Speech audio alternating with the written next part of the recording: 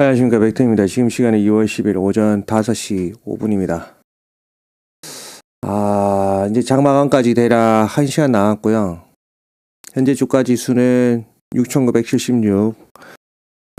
저는 해지를 위해서 무엇을 잡았었냐면, 나스닥 100을, 쇼치는 SQQ가 아니라 S&P 500에 반대되는 포지션이 SPX를 해지를 위해서 6,920과 그 다음에 6,970에서 2차 이렇게 매수를 했습니다.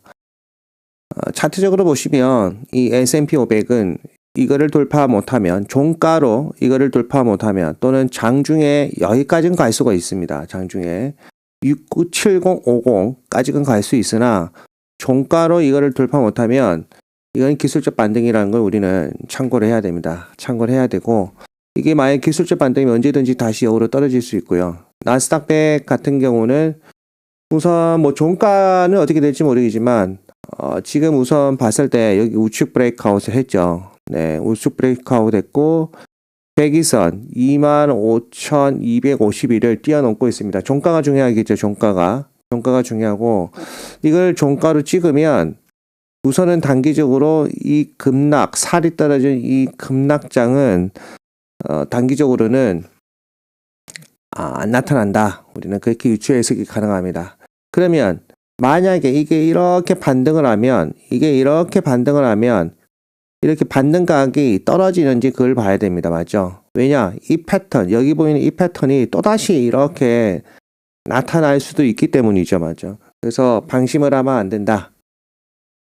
자, 제가 저번에 마이크로소프트를 2차 매수를 했었습니다. 정확하게 여기 차트 한번 설명을 드렸었죠. 멤버십 분들한테 이거 차트 강의를 했었다. 이제 2차 매수를 했다. 제 입장에서는 이러나 저러나 상관이 없습니다.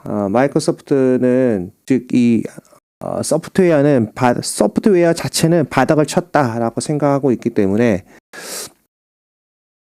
마이크로소프트는 계속 들고 갑니다. 차트적으로 보시면 마이크로소프트는 이 갭을 기다리면 무조건 채워야 됩니다. 이 어메이징한 갭을 채워야 되기 때문에 만약에 어느 순간 마이크로소프트 전체 지수가 하락하면서 마이크로소프트가 여기까지 또다시 떨어진다면 저는 그때 추매를 할 것이고요. 제 목표 마이크로소프트 매도 타이밍은 여기 구간입니다. 여기 아무리 못해도 $480에 스트라이크를 쳐야 되겠죠. 네. 이렇게 급락했기 때문에 기술적 반등이 나타나야 됩니다. 기술적 반등이 나타날 때 몇 가지 패턴이 있습니다. 이때처럼 이 마이크로소프트가 한번 볼까요? 여기서 어느 정도 올라갔다가 또 떨어져서 여기까지 올 수는 있겠네. 올라갔다가 또 떨어져서 여기까지 오고 이런 추세선을 나타내면서 대폭등할 그럴 확률도 있겠네요. 맞죠? 우리가 차트적으로 봤을 때 이 마이크로소프트가 여기 갭을 채우기 위해 떨어진 것이 아닌가. 정확한데요, 여러분? 내가 왜 이걸 못 봤지? 이렇게 급등할 때 여기 갭을 띄우고 이렇게 급등하고 떨어진 거잖아요. 지금 이게 이 갭을 채운 거예요. 그 다음에 만약에 마이크로소프트가 순간적으로 쫙 하락하면 마이크로소프트는 이거 갭 채우러 내려와야 되겠네, 역으로.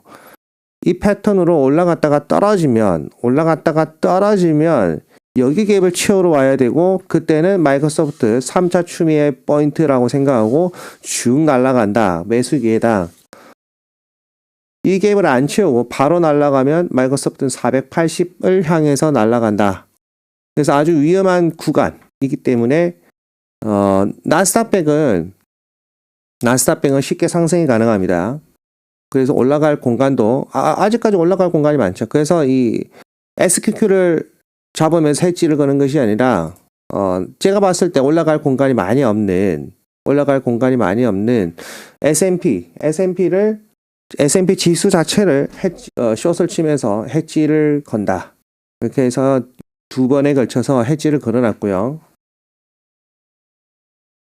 그 다음 해지 포인트는 이 S&P 500이 7,050일 때, S&P 500이 7,050일 때 3차 해지를 겁니다.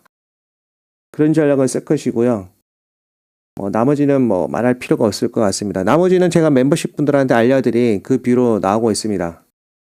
자, 코인 한 번씩 여러분들 제가 무료로 말한 코인의 큰 뷰 1년의 시간이 필요하다. 1년의 시간이 필요하다. 1년의 시간이 필요하지만 여러분들이 뻗으시면 1년 시간이 필요하다. 코인은 여기 우측 저항선 여기를 돌파하지 못하면 기술적 반등이다. 하지만 시간이 지나면 결국 이거를 돌파한다. 이걸 돌파하면 어떤 패턴이냐에 따라서 다르겠지만 어떤 이 시간이 지나고 나면 결국 이런 과정을 거치면서 이렇게 또다시 새로운 대폭등이 온다라는 것이 제 주장입니다. 이런 과정을 거치면서 이렇게 해서 1년 뒤에는 여기보다 더 높은 어느 정도 수준까지 올라가 있지 않을까. 네, 차트적으로 보면 1년 뒤에는 어디까지가 있을까요?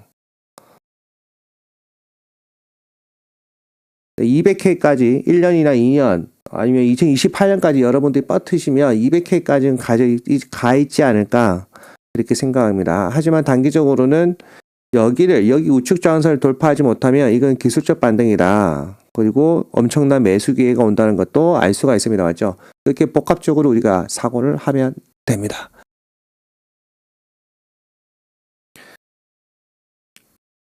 지금 거의 밤을 새고 있어요. 오늘 중요한 포인트이기 때문에 자, 대통령 임기 2년차는 정말 조심해서 매수를 해야 되고 매수할 때 그 기준치가 있습니다. 언론을 기준으로 역발상 전략으로 매수를 하는데 언론에서 회사 망했네 그런 것들 그리고 RSI가 30 이하도 안 되고요.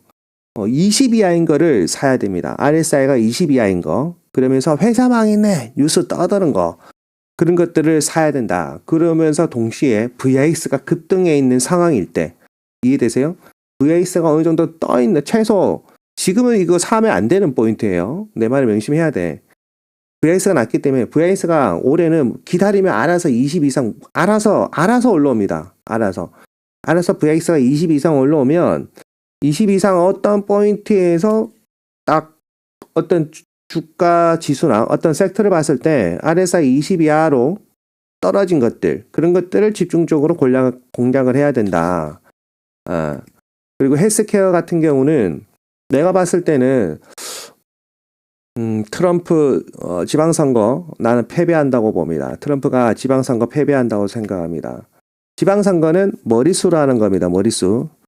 자, 주식을 대폭등 시키는데 빅7이 아니라 일반 시민들이 가지고 있는 이 비트코인을 트럼프가 폭등시키지 않으면 내가 생각했을 때 트럼프는 지방선거에서 진다. 11월 24일인가 23일 날 어쨌든 11월에 있는 지방선거에서 지게 된다. 나는 그렇게 생각합니다. 그러면 우리가 역으로 생각을 해봅시다. 비트코인을 폭등시키는 그런 행위를 갑자기 트럼프가 하지 않을까 그렇게 생각합니다. 하지만 결론적으로 트럼프는 선거에 지게 된다. 선거에 지게 되면 올 11월 이후에 어떻게 될까요? 트럼프는 레임덕에 들어갈 확률이 높겠죠. 그러면 진보적 진영, 미국의 진보적 진영이 어떤 입김이 세지면서 진보적 진영이 추구하는 것은 헬스케어입니다. 헬스케어. 네.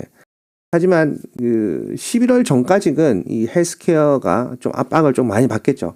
헬스케어 안에서도 조금 많이 나뉩니다. 헬스케어 안에서도 좀 나뉩니다. 윤활 같은 경우는 이 보험적 성격이고요.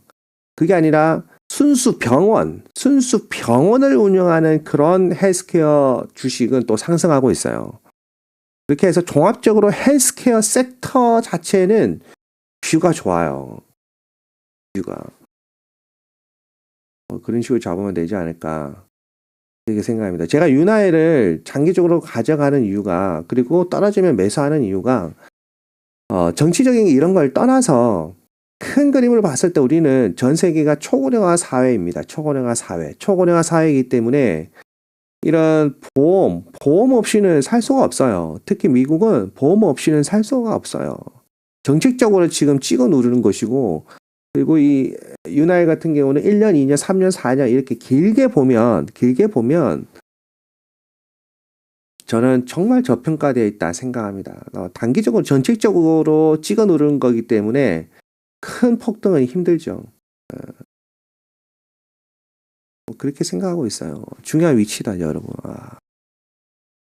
매수는 항상 VIX 최소 20 이상 떴을 때 사야 된다. 아시겠어요? 지금 포모 들어와서 지금 사면 안 된다.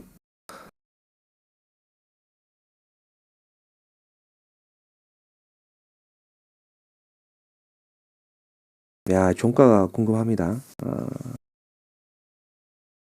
장 초반에는 제가 멤버십 분들한테 강의한 그대로 갑자기 쭉 빠지죠.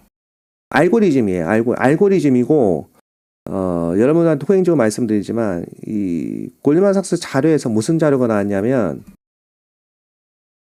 자민당이 압승을 하면 엔캐리가 터진다. 엔캐리가 터지고, 일본 국채 금리가 수직으로 상승하면서 엔화 가치가 증대되고, 그 다음에 해외에 있는 자산이 엔캐리가 터지면, 특히 미국에 있는 자산이 엔캐리가 터지면서, 그리고 알고리즘이 동시에 돌아가고, 그럴 때 저가 매수가 안 들어오면 쫙 빠진다. 그 부분을 제가 멤버십 분들한테 강의를 했습니다. 근데 오늘 보니까 저가 매수가 들어오긴 들어오네요. 그 저가 매수가 왜 들어왔는지 알겠어요. 그것도 기관 자료에서 나왔습니다. 그래서 오늘 제가 대놓고 모르겠다고 말했어요. 여러분한테도 나도 모르겠다 했어요. 모르겠다고. 왜 그러냐면 이 자민당이 오늘 그 선거 결과가 압승을 안 했으면 이건 100% 롱이야. 왜? JP모건에서 대놓고 오늘 폭등한다고 했거든. 근데 자민당이 압승을 해버렸어.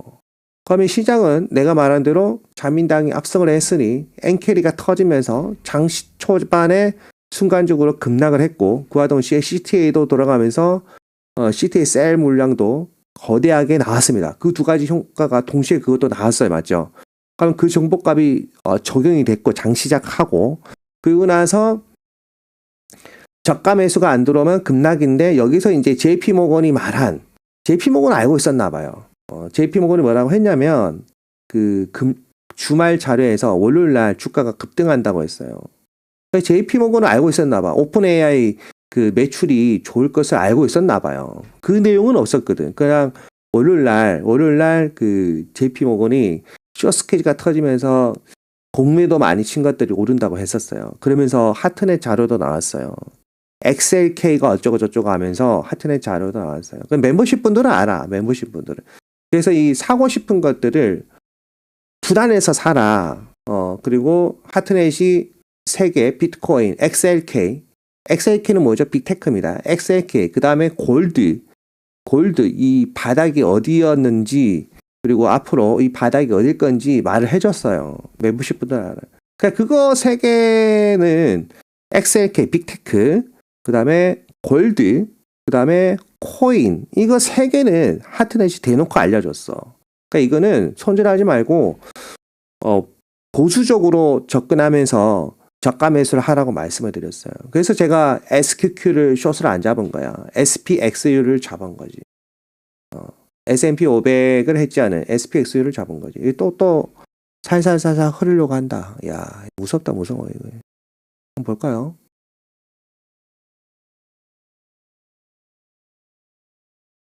이 비트코인이고, 이봐. 이게 여러분 697인데 6,950 이하로 또 떨어지죠. 핵심은 그거야. 6,950이 지켜지냐가 중요한 거예요. 언제든지 6,950 이하로 떨어지면 또 폭락이야. 알겠죠? 내가 방금 알려줬어요. 6,950 어디 집어넣어놔. 6,950을 뚫고 내려온다. 그러면 무조건 숏으로 해지를 해야 돼. 알겠어요? 6,950을 기억해. 6,950.